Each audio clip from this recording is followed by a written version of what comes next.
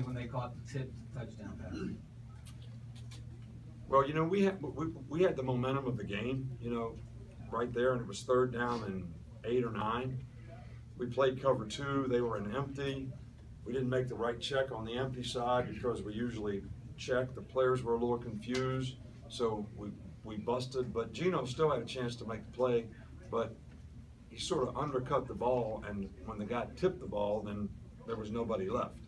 So it was a big play for them. It's the one play that we gave up in the second half. It could have been critical in the game, but it certainly made us, you know, bear down and continue to compete because we knew this was going to be a 60-minute game, and they've got a lot of good players, and they're all capable of making a play, but certainly, you know, that play reminded me of the play they made against Georgia the same year they made the kick return against us, but it was a good play, and it counts for 7. From Alex. Obviously, you know, you've been riding Derek all year. Can you provide some kind of context or perspective on he became the single-season rushing leader in Alabama history, surpassed the Trent. Just what kind of season has he had? There's been a lot of great players play at Alabama, a lot of great running backs. So I don't know if they all got as many opportunities as he got when they played. We've had some really good running backs here, 1st and 2nd round draft picks, guys that are playing well in the NFL. But what Derek has done for this team, because this team needs him to do what he does, I would say he's made as significant an impact on his team as any players we've ever had. In the back of Jen. Coach, back here. Sorry, a little smaller. Okay, Miss Terry said I could stand. So, want to go back to Griff for a second. After the LSU game, he told me that if he hadn't gone and stood by you before the 55-yard kick, you might not have called on him. But he thought if he stood by you, you would feel confident enough to call on him, and that's why you did. I'm not sure if that's true on your part, but how have you seen his confidence change throughout the season? I didn't know he was standing by me. Don't let him know that because he thinks that's why. But I have to get permission at home to stand up too. Hey, you know what? I asked if she had a good idea for a question for me, and she said, so I told her which one I was going to ask, and she approved it. So, hey, 2 wins, right? You know, I've always had a lot of confidence in Adam, and even when things weren't going well for him early in the season, I had confidence in him because I see him work every day, see him make kicks every day.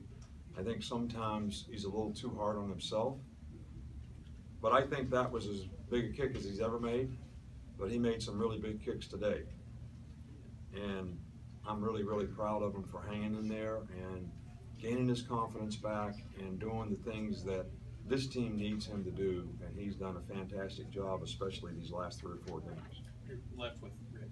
Coach, you've talked repeatedly about how much you like this team. Can you expand on that a little bit? What makes this team so special to you? We have not had an issue with this team all year long. This team has been together for 11 months now, and we've had very few issues. We don't have a lot of problems with players. Everybody buys in and does what they're supposed to do.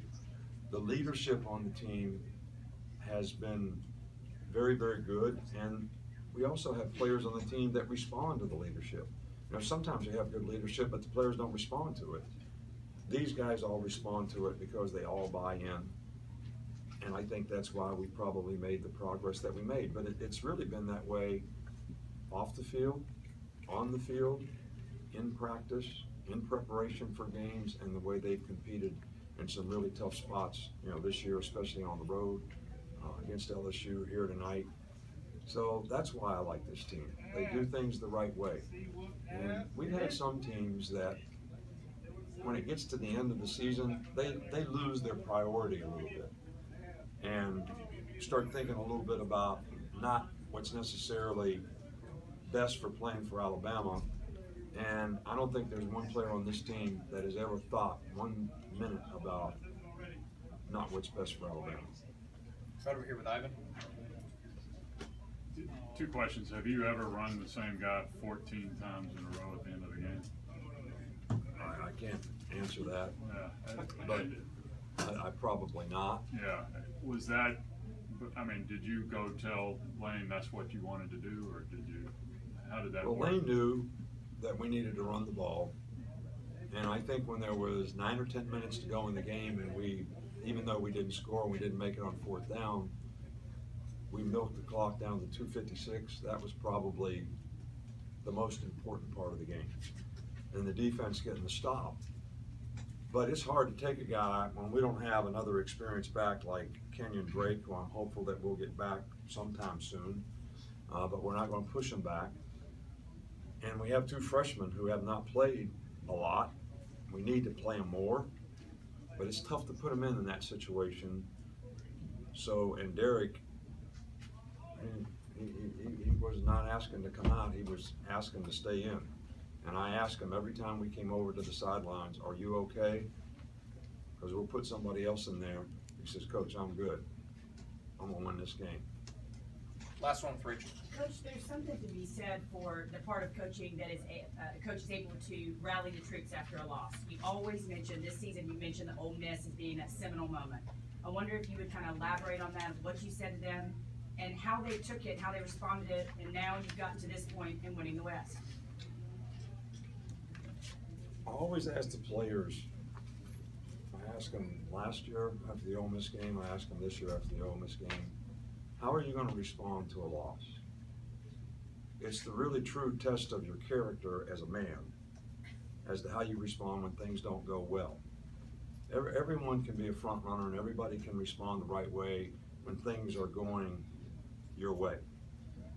But now you have to realize that there are some tough things that you're going to have to do to overcome some of the adversity that you created by the way we played, and are you going to be willing to do that? And this team certainly responded the right way. So it's still, to me, their legacy as a team is going to be about how they finish. And I think they understand that. Thanks, Coach. All right.